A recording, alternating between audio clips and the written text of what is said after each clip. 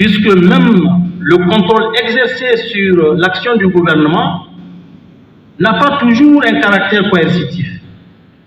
Et donc, le député n'a pas assez de pouvoir pour contrôler la mise en œuvre des projets et des programmes de développement. Et cela au nom du principe de la séparation des pouvoirs.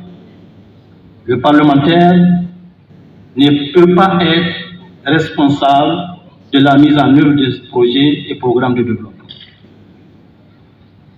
Le deuxième obstacle ou deuxième défi, c'est un défi de moyens. Comme vous le savez, la plupart de nos États ne disposent pas d'assez de ressources.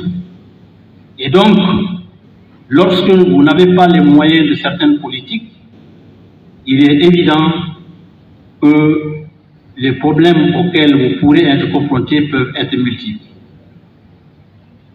Troisièmement, il y a que dans certaines parties de nos territoires, on constate une absence de l'État.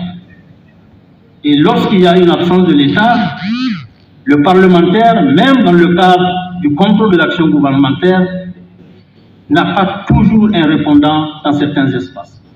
D'où la difficulté de pouvoir travailler de manière coordonnée et de manière à aller vers les vrais besoins des populations.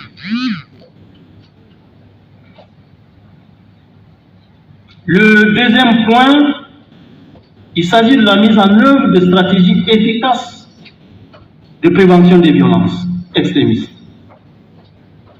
À ce niveau, il faut peut-être rappeler que la sécurité des personnes et des biens incombe à l'État principalement, au gouvernement, qui doit donc garantir la jouissance effective des droits humains.